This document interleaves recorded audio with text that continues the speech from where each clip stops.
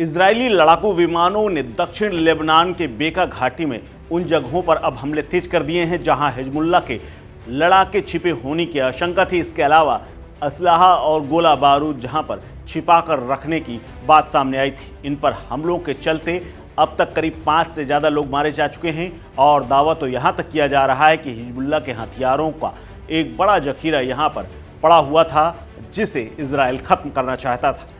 दक्षिणी लेबनान के टायर जिले में अर्जौन और चेहौर कस्बों के जंक्शन पर इजरायली ड्रोन के समूहों ने लगातार गोलीबारी की, जिसमें 3 लोगों की मौत हो चुकी है और 1 घायल है। आपको बता दें कि इजराइल बीते काफ़ी दिनों से लगातार हमलावर है। इजराइल लगातार लेबनान में हिजबुल्लाह के ठिकानों पर ताबड़तोड़ हमला कर रहा है और अब तो यहाँ तक बात सामने आ गई कि इजराइल ने सीधे कसम खा ली है कि जब तक हिजबुल्लाह और उसके तमाम लड़ाकों को ख़त्म नहीं करेगा तब तक वो घर में बैठने वाला नहीं है। आपको बता दें कि फ़िलिस्तीनी आतंकवादी समूह हमास ने सोमवार को कहा कि दक्षिणी लेबनान में इजरायली हमले में उनके एक और कमांडर और उसके परिवार के कुछ सदस्यों की मौत हुई है। बता दें कि इजराइल लेबनान और यमन 2 जगहों पर लड़ रहा है। इसके अलावा हूती पर भी निशाने बना रहा है। आपको बता दें कि सशस्त्र समूह popular front for the liberation of फिलिस्तीन ने कहा है कि रविवार की शाम को बेरूत के कूला क्षेत्र में इजराइल के हमलों ने उनके 3 सीनियर कमांडर मारे गए हैं।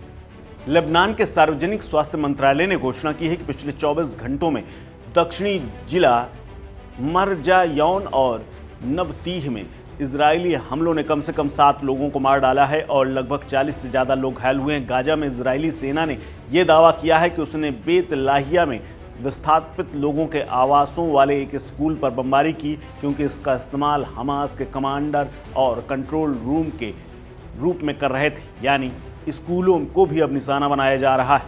हालांकि लेबनान के लोगों का कहना है कि अब ज़्यादा हिंसक तरीके से इजराइल हमला कर रहा है। वहीं हमला करने वाला इजराइल कह रहा है कि अगर सार्वजनिक जगहों को युद्ध के लिए इस्तेमाल किया जाएगा या आतंकी घटनाओं के लिए इस्तेमाल किया जाएगा तो उन्हें भी वो छोड़ेगा नहीं।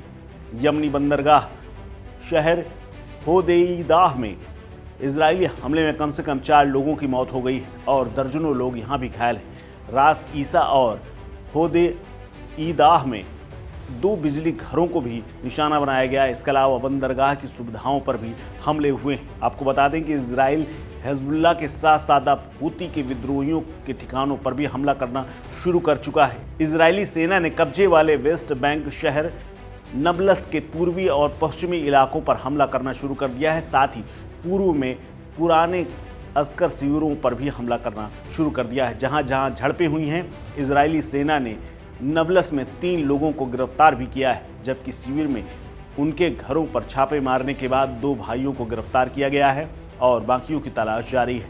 इजरायली सेना ने कब्जे वाले यरूशलेम में उत्तर के कलंदिया शिविर में 2 लोगों को गिरफ्तार करने की बात कही है, जबकि उनके पास के शूफत शिविर क्षेत्र पर भी हमला किया गया है और तमाम इलाकों को ध्वस्त करने का काम किया जा रहा है। पश्चिमी बेका घाटी के सहमार शहर में भी इजरायली हमलों में कम से कम 5 से ज़्यादा लोग मारे गए हैं। इसमें से ज़्यादातर मारे गए लोग इस्लामिक स्वास्थ्य प्राधिकरण के जवान बताए जा रहे हैं। इससे पहले भी इजरायली लड़ाकू विमानों ने लेबनान के बेका घाटी में दर्जनों लॉन्चर और इमारतों पर हमला किया जहां हथियार रखे गए थे। एक टेलीग्राम पोस्ट के मुताबिक ये बताया गया है, यह भी कहा गया है कि ये साइटें हिजबुल्लाह से जुड़ी हुई थीं और यहाँ बड़ी संख्या में सामान रखा हुआ था। इस खबर में फिलहाल इतना ही। अपडेट्स के लिए बने रहिए वन इंडिया हिंदी के साथ। नमस्कार।